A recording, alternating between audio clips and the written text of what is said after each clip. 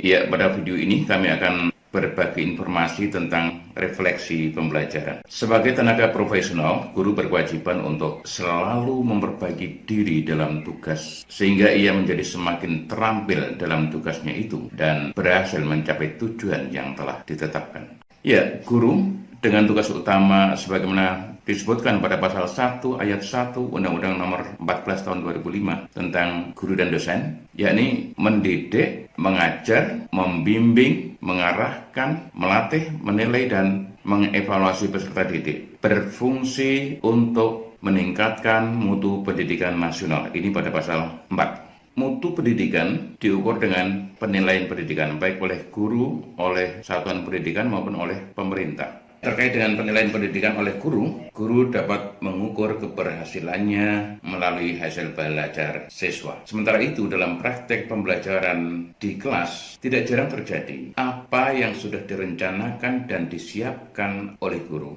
tidak berjalan sebagaimana mestinya, tidak sesuai perencanaan. Akibatnya, hasil belajar siswa di bawah standar. Nah, agar guru bijaksana dalam mengatasi permasalahan pembelajaran, maka guru perlu melakukan refleksi setelah pelaksanaan pembelajaran di kelas. Refleksi diri ini penting dilakukan oleh guru, karena dengan melakukan hal tersebut, guru akan bisa melakukan perbaikan dalam pelaksanaan tugas. Logikanya, guru akan jujur ketika melakukan refleksi, karena memang tidak ada yang mengawasi. Dan pekerjaan yang dilakukan atas dasar kejujuran ini akan berdampak pada tindak lanjut yang tepat, sehingga akan menghasilkan kinerja yang baik. Hasilnya, mutu pendidikan akan meningkat. Apa itu refleksi pembelajaran? Istilah refleksi dalam konteks ini merujuk pada upaya berpikir secara mendalam atas apa yang telah dilakukan. Dengan demikian, refleksi pembelajaran berarti berpikir secara mendalam atas pembelajaran yang telah dilakukan. Guru yang melakukan refleksi adalah guru yang berpikir ulang tentang pembelajaran yang telah dilakukan. Dalam hal ini, guru memikirkan ulang tentang semua hal yang telah terjadi selama proses pembelajaran berlangsung. Menurut Charlotte Danielson dalam buku Enhancing Professional Practice, A Framework for Teaching, edisi kedua tahun 2007, halaman 169. Agar produktif, refleksi atas pembelajaran harus sistematis dan analitis.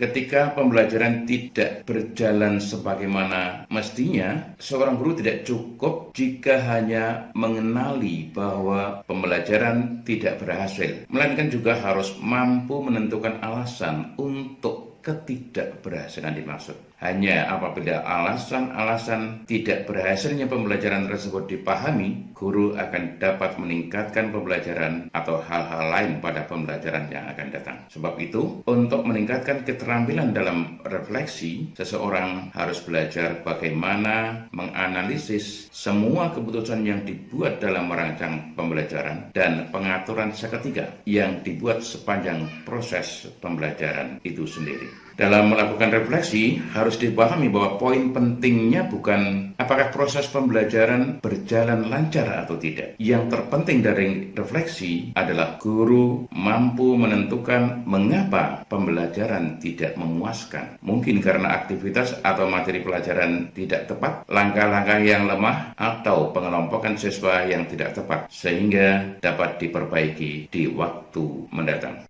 Manfaat refleksi diri guru. Mengajar atau pengajaran melibatkan semacam seperangkat keterampilan yang kompleks, sehingga pembelajaran hampir tidak pernah sempurna. Kunci untuk menjadi guru yang berhasil adalah memperoleh keterampilan untuk terus meningkatkan praktik seseorang, dan alat penting untuk hal itu adalah refleksi. Seorang guru yang telah melakukan refleksi diri, jika ditanya apa yang akan dilakukan jika harus mengajarkan ulang materi yang sama kepada siswa yang sama di waktu mendatang, maka guru itu dapat memberikan gambaran jelas mengenai apa yang akan dilakukan. Misalnya terkait dengan hal-hal bagaimana dengan pengelompokan siswa, alat apa yang perlu disediakan, langkah-langkah atau skenario pembelajaran, metode atau model pembelajaran yang akan digunakan. Yang diberikan guru tersebut apabila dibandingkan dengan skenario pembelajaran sebelumnya, pasti ada perubahan yang mengarah pada perbaikan.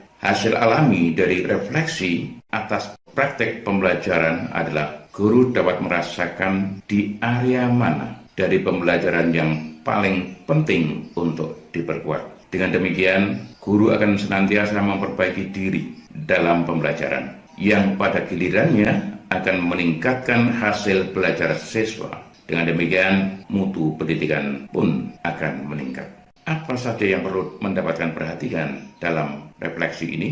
Ada 6 pertanyaan yang perlu dipertimbangkan dalam membuat refleksi. Yang pertama, ini terkait dengan proses pembelajaran. Secara umum, seberapa berhasilkah pembelajaran? Apakah siswa telah benar-benar belajar apa yang diinginkan guru untuk mereka pelajari? Bagaimana guru mengetahuinya? Yang kedua, terkait dengan contoh hasil kerja siswa. Jika Anda dapat membawa contoh-contoh pekerjaan siswa, apa yang terungkap dari contoh-contoh itu tentang tingkat keterlibatan dan pemahaman siswa. Yang ketiga, komentari prosedur kelas Anda tentang perilaku siswa dan penggunaan ruang fisik Anda. Sejauh mana hal ini berkontribusi pada pembelajaran siswa?